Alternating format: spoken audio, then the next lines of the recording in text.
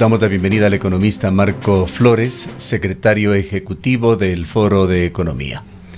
Economista Flores, hemos dialogado ya en estos días en este medio de comunicación con varios analistas. Hay aspectos que destacan como positivos de esta reforma. Uno de ellos, que afectaría solamente a un 3,5% de los ecuatorianos y estarían allí ubicados los segmentos económicos más altos del país, que contribuiría a una mejor distribución de la riqueza en Ecuador, y también de que un gobierno de derecha impuso mayores contribuciones e impuestos a los empresarios. Quisiéramos conocer ahora su punto de vista. Nada de eso es cierto. Buenos días, gracias por la invitación, un saludo cordial para todos ustedes y, por cierto, para la audiencia. No es verdad, ¿no? Y además cuestión de revisar las cifras. El gobierno lo que ha dicho es que afecta al 4% de la población ecuatoriana. La población ecuatoriana es de 17.7 millones de personas. Pero en la población ecuatoriana están niños, están niñas, están jubilados, están desempleados, están subempleados y también están los migrantes, ¿no? Más de 2 millones de migrantes que tributan fuera del Ecuador, no aquí. Cuando usted saca de la población ecuatoriana a todas estas personas y deja solamente a los que tributan, el impacto de las absurdas medidas creadas y los absurdos impuestos creados por la reforma tributaria en un momento grave de la economía nacional, el impacto es sobre el 60% de la población que sí tributa. Es decir, más del 60% de la población que sí tributa es afectada directamente. No hay donde perderse en las cifras. Pero además, indirectamente, es afectada a toda la población ecuatoriana. Y la razón es bien simple, Gustavo. Esto es Economía 101, primer curso de Economía. ¿Cómo se transmiten los precios a la economía? Cuando usted eleva los costos de producción, o cuando el Estado eleva los costos de producción de lo que usted produce, los bienes o servicios que usted produce, por ejemplo, eleva esos costos incrementando los impuestos, lo que hacen entonces las empresas, quienes producen bienes o servicios, es trasladar ese incremento en todo o en parte, generalmente en todo, al precio de venta. Entonces, cuando la gente va a comprar, encuentra que hay un precio de venta mayor. Pues salen algunos analistas, entre paréntesis, bastante cercanos a todos los gobiernos, y dicen, pero la inflación ha bajado. Primero no ha bajado, pero aún si es que hubiera bajado, el problema no es ese. El problema es que ha bajado porque hay una contracción fuertísima del consumo, hay una reducción fuertísima del consumo de las familias y de la demanda agregada en general y particularmente la demanda interna. Pero si usted mira los precios de los artículos, que son los que más demanda la gente, todos están arriba. El Ecuador, de hecho, es el país que tiene, como ya hemos hablado en alguna oportunidad anterior, el salario nominal, es decir, en dólares, uno de los salarios nominales más altos de la región, está entre los primeros lugares, pero en cambio está al último en la tabla en poder adquisitivo, que es lo que verdaderamente importa. Dicho de otra manera, el poder adquisitivo del salario ecuatoriano es el más bajo de toda Sudamérica, en términos de poder adquisitivo. Entonces, estos nuevos impuestos, porque crean nuevos impuestos, como el impuesto al patrimonio, crea la reforma tributaria, y multiplica de manera abusiva, y el adjetivo, créame que es correcto, el pago del impuesto a la renta de la clase media. Entonces, los resultados evidentemente se van a ver en todo el espectro de la sociedad y particularmente en la propia clase media, ¿no? Nosotros hemos hecho un cálculo y al menos el 60% de la población directamente va a ser afectada, no el 4%. ¿A qué se refiere concretamente usted, economista Flores, con los absurdos impuestos? ¿Puede puntualizarlos? Claro. Cuando usted estudia economía, y ese es uno de los problemas que nosotros tenemos en el Foro de Economía, nosotros fuimos a las universidades a estudiar economía y nos hemos pasado la vida y seguimos estudiando economía todos los días. Cuando usted estudia economía es inaceptable, desde el punto de vista de la teoría económica, desde el punto de vista de la evidencia teórica y empírica, o sea, de lo que ha sucedido en el mundo, es inaceptable estar de acuerdo con un incremento de impuestos en momentos de recesión, en momentos además de recesión agravada por la pandemia, cuando todos los indicadores sociales y económicos son deplorables, cuando está faltando prácticamente todo en los hospitales del país. Esto que le estoy diciendo está ante los ojos de todos, no ante los ojos de ustedes también. Cuando usted tiene un nivel de desempleo y subempleo cercano al 70%, cuando el consumo per cápita de los ecuatorianos ha caído solo en el último año 8.3%, lo cual es una tragedia, un nivel de reducción del consumo tan fuerte. Cuando el año pasado la contracción de la economía, es decir, del PIB, fue de 8.000 millones de dólares. Cuando además mire, ayer el Banco Central acaba de publicar las previsiones económicas para el próximo año. ¿Y sabe cuál es la previsión económica del crecimiento económico del Banco Central para la economía ecuatoriana en el año 2022? 2.5%.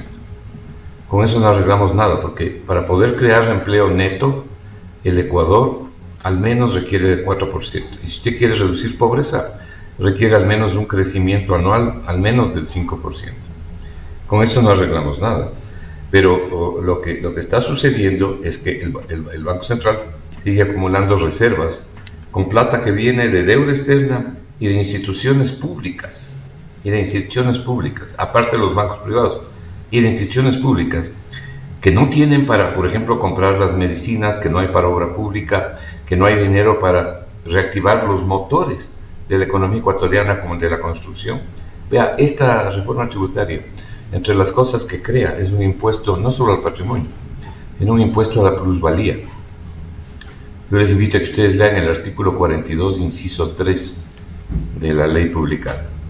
Ahí se dice que las ganancias que usted tenga en la venta de un bien inmueble tienen que ser parte de los ingresos anuales que van a tributar impuesto a la renta.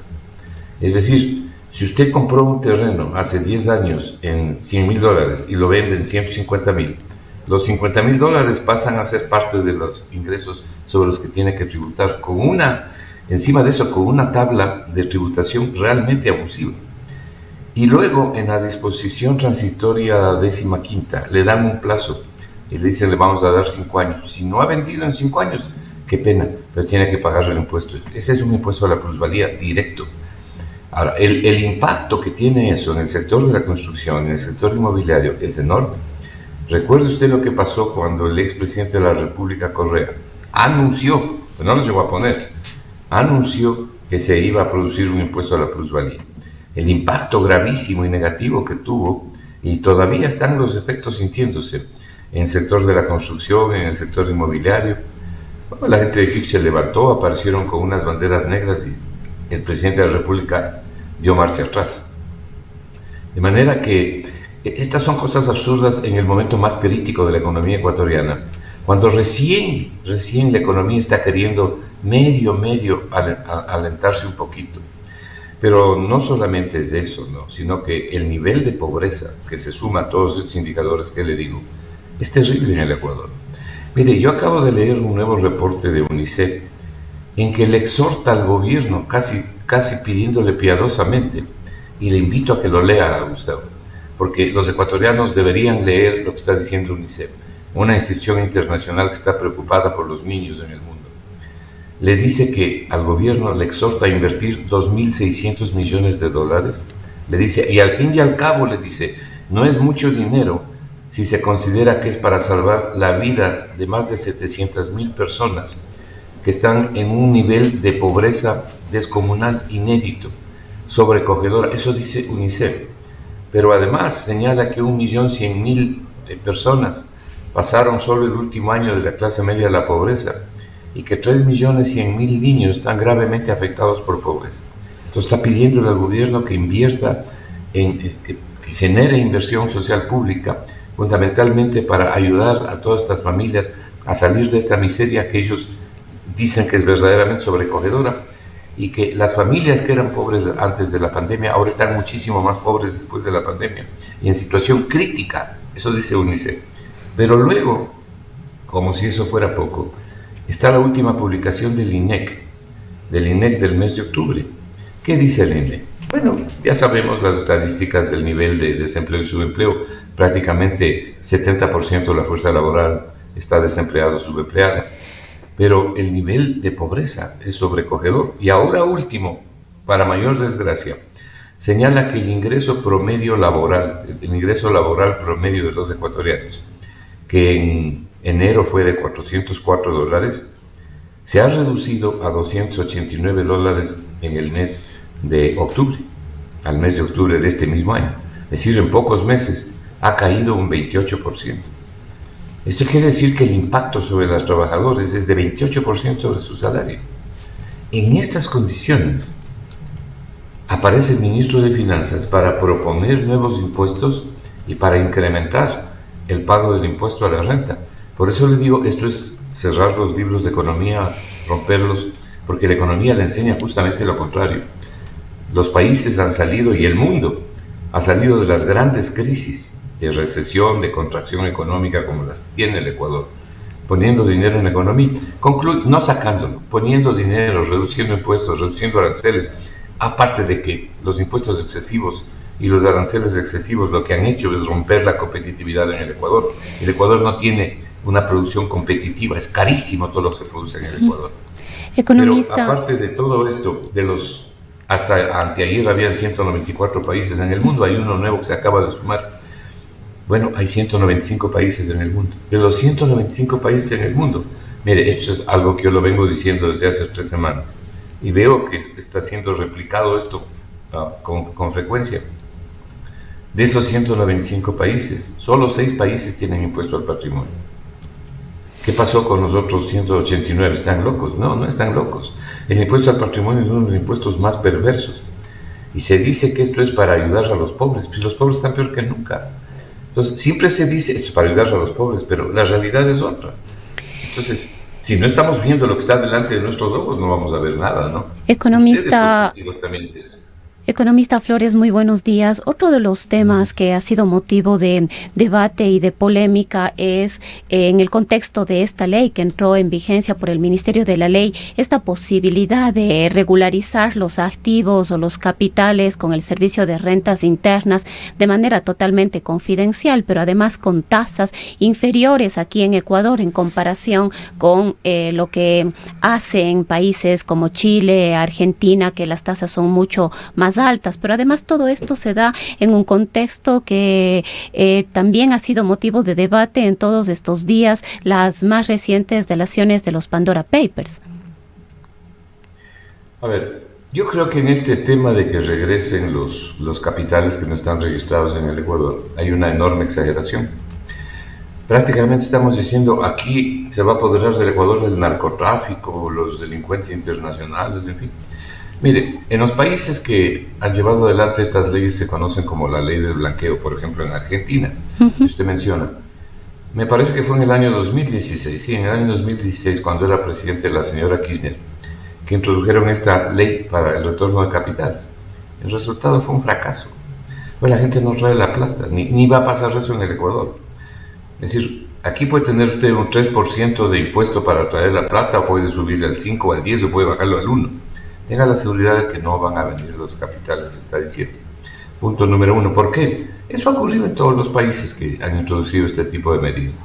Yo más bien siempre he sido partidario de introducir en el Ecuador lo que tiene Panamá y 40 países más, que es la tributación territorial. Es un mecanismo legítimo, claro, cotidiano, a través de un nuevo mecanismo de tributación en el Ecuador, que le ha dado muy buenos resultados a países como Panamá, por ejemplo. Pero aparte de eso hay otro argumento. En el evento de que alguien quisiera traer el dinero que no ha registrado al Ecuador, no es que viene trayendo en una maleta, ¿no? Eso sucede en ciertos países árabes, donde la gente lleva dinero en maleta y sale el gerente del banco a recibirle con un ramo de flores y una caja de chocolates. No, ese es dinero que tiene que ser, es decir, las restricciones tienen que ser fuertes, ¿no? Es dinero bancarizado, no es cualquier dinero. No es cualquier institución Mickey Mouse la que le hace el giro. Tienen que ser instituciones AAA, es decir, bancos solventes y de prestigio conocidos y que están calificados por los gobiernos de los países amigos, que no constituyen este tipo de gobiernos o este tipo de bancos que hay en países con gobiernos que son bastante laxos. No, todo lo contrario. Entonces, la plata no viene, ni va a venir al Ecuador. Entonces yo creo que en esto hay una exageración. Sin embargo, me parece que este es un capítulo que debería podría haberse sacado de la que ahora es ley, al igual que todo lo que tiene que ver con el sector. Vayamos, economista Flores, a otros aspectos, aparte de las fórmulas que plantea el gobierno para combatir la pobreza en Ecuador, el extractivismo, incentivar la minería, el petróleo, las concesiones en sectores estratégicos. Antes de retornar con usted, escuchemos este audio de Fernando Villavicencio en la Asamblea. Han extraído del subsuelo amazónico 6.000 millones de barriles de petróleo. ¿Y cuál es el Ecuador 50 años después, colegas asambleístas? 50 años después de habernos bebido, bueno, algunos, 6.000 millones de barriles de petróleo, el Ecuador sigue siendo uno de los países más inequitativos. Y ahora vuelven con el mismo discurso. No podemos estar sentados o ser mendigos sentados sobre un saco de riqueza. Quienes configuraron y construyeron el catastro minero son los mismos responsables de la aprobación de los derechos de la naturaleza. Entonces el poder, colegas de Creo, tiene que definir si quiere este país un país por la senda de la minería o un país por la senda del ecoturismo, de la agricultura, de la ganadería. Y no utilizar el término sostenible cuando les dé la gana, porque bañado de cianuro es un pecado y es un delito. Fernando Villavicencio, cercano a Creo, criticando las políticas extractivistas. Recientemente, y esto lo pueden encontrar en la página web de la Cámara Marítima del Ecuador, hay declaraciones del viceministro de Minas, Javier Vera Grunauer, quien se ufana de que en el año 2022 las exportaciones del sector minero superarán al camarón aquí en Ecuador, y da por un hecho la explotación de Quimsacocha, una mina que va a significar el colapso de por lo menos uno de los ríos de Cuenca. Sumamente grave la explotación. El ministro señala que esta explotación se hará, que es la segunda mina que iniciará la construcción en el 2022, que el gobierno se encuentra listo para firmar un contrato con la compañía minera Dundee por $400 millones.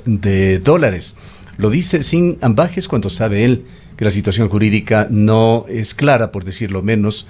Aquí en la provincia de La Suay hay dos consultas populares que han dicho no a la minería. Y a la pregunta en este mismo reportaje de este portal de cuántas nuevas concesiones y contratos se otorgarán al sector minero en esta segunda fase que se inicia ya en enero con la reapertura del catastro minero, la respuesta del ministro es la que el mercado quiera. Esta refleja la política extractivista del gobierno. Su comentario. Usted sabe bien que, Gustavo, que yo estoy a favor del agua, de la naturaleza, como la mayoría de los cuencanos. Yo considero que estas políticas extractivistas lo que hacen es destruir la vida. Y todas estas políticas extractivistas, comenzando con la minería, destruyen. No hay minería que no contamine. Es decir, aquí se puede decir lo que quiera, pero no hay minería que no contamine. Unas más, otras menos. Es verdaderamente lamentable lo que pasa en el Ecuador. Pero además este es un país que se ha acostumbrado a que le mientan. Yo le invito a que usted mire las estadísticas que publica el propio SRI y vea cuánto recauda el Ecuador por minería. Entonces usted va a ver que lo que ha recaudado el año pasado, este año en el Ecuador, que ya termina este año, son 40, 60 millones de dólares en el mejor de los casos. Esa declaración que ha hecho el viceministro de que va a recibir ni cuántos centenas de millones de dólares del Ecuador es absolutamente falsa. Bueno, para contrastar con sus cifras, claro, usted habla de cuánto han pagado las mineras. ¿Va esto de la mano con esta cifra que en el mismo... No, es una nueva cifra que no la mencioné. Javier Vera dice que en este año, en el 2021, va a haber 1.600 millones de exportaciones, no de pagos al Estado, por el sector minero. ¿Suena esa cifra como reales? ¿Así? 1.600 millones de material conteniendo el mineral, ¿no es cierto? Uh-huh. La pregunta es, ¿y cuánto le queda al Ecuador? Es cuestión de ver las cifras del SRI, no lo que está diciendo este señor. Mire las cifras del SRI. Si Si hubiera sabido que iba a hacer esta pregunta, yo hubiera tenido aquí las cifras, pero se le ofrezco enviarlo. No, pero de lo que yo recuerdo, porque este es un tema que yo ya lo he tratado y con ustedes está bien, el año pasado me parece que fueron 40 o 60 millones de dólares, y este año era una cantidad igual o menor. Es decir, el Ecuador recibe una miseria, y la razón es porque el Ecuador no tiene participación en la explotación minera. El Ecuador lo que recibe son regalías, no tiene una participación, es decir, tanto de esto es para el país, no, recibe regalías. Y los daños ambientales, tenga la seguridad que son muy superiores a lo que está recibiendo el Ecuador. Los cuencanos saben esto mejor que nadie, en general los azuayos, y ustedes se pronunciaron categóricamente. De manera que usted está hablando con una persona que, como le dije, está a favor del agua, de la naturaleza, de la bioeconomía. No, yo no puedo estar de acuerdo jamás con una cosa así. Pero volviendo al tema del señor Villavicencio, tienes razón. En lo que yo discrepo es que, bueno, el petróleo sí le cambió la cara al Ecuador, pero a una parte del Ecuador. Yo creo que la razón fundamental, o el problema fundamental que tiene el Ecuador, es que tiene una economía que solamente le ha servido al 50% de la población y que no le sirve al otro 50%. Esta economía está diseñada para, en definitiva, para servir a la mitad de la población. ¿Por qué le digo esto? Porque si usted mira cifras de pobreza, cifras de desempleo, de subempleo, en general los indicadores sociales son los mismos hace 50 años, hace 40 años.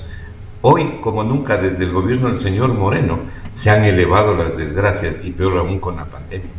Pero esta es una economía que tiene a la mitad de la población, como yo suelo decir, viviendo encima de la mesa, y a la otra mitad de la población viviendo debajo de la mesa y de lo que cae de arriba. Lo que se llama la economía del goteo, el trickle down, ¿no? Que no funciona en ninguna parte del mundo, nunca ha funcionado. Entonces, lo que tenemos es que cambiar la dirección de la política económica. Mire, yo, con todo respeto para el señor vicepresidente de la República, que es de su tierra, entiendo, ¿no? Acaba de hacer una declaración sobre las personas que se están muriendo y las que ya se han muerto con enfermedades catastróficas, porque ni el seguro, ni el Ministerio de Salud tiene las medicinas para poderles entregar, medicinas a las que tienen derecho porque son afiliadas al seguro.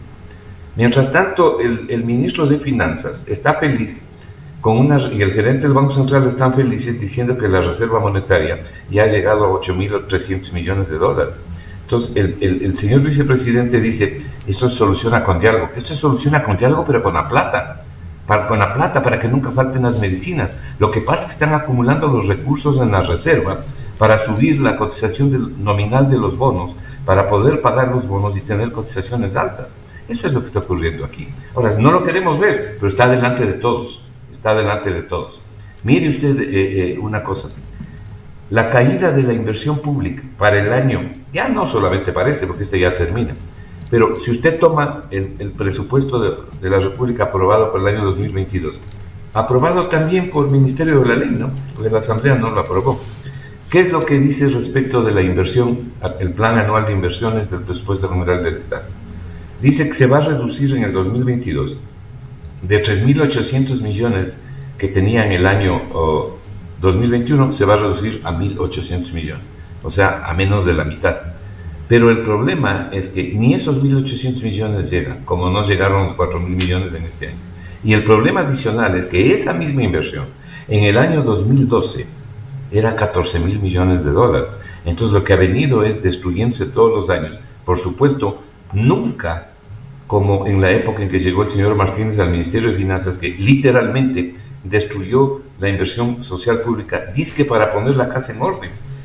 Pero no se sabe qué casa pusieron en orden porque tenemos los peores indicadores económicos y sociales luego de 4 años. Entonces es una política absurda que no le lleva a ninguna parte buena al Ecuador, que le genera pobreza, le genera desempleo.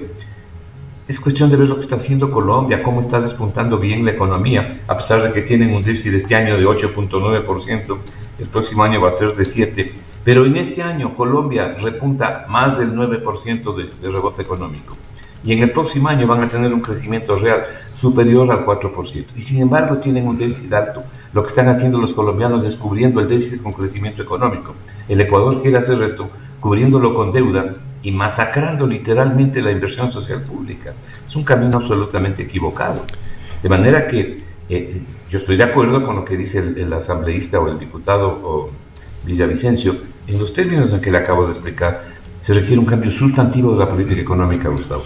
Para finalizar, economista Flores, ¿cuál es la apreciación, la previsión que hace el Foro de Economía sobre crecimiento del país en el 2020?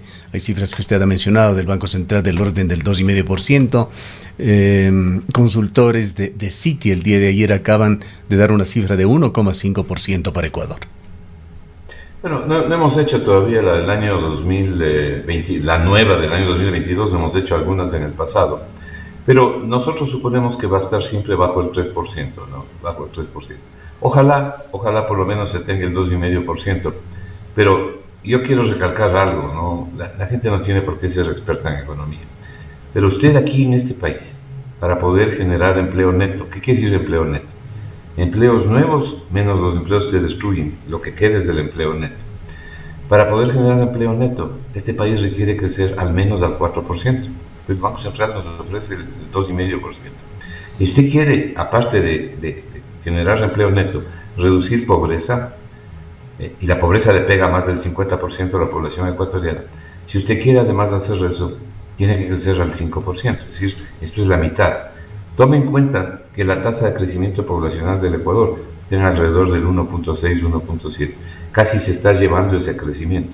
Entonces queda muy poco para repartir a los demás.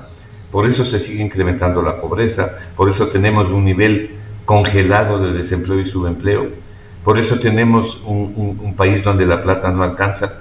Mire, uno de los daños que ha causado esta reforma tributaria, aparte del grave impacto que tiene sobre el presupuesto familiar, porque hay unas distorsiones tremendas, si hubiera el tiempo yo le explicaría, pero le voy a señalar una, por lo menos.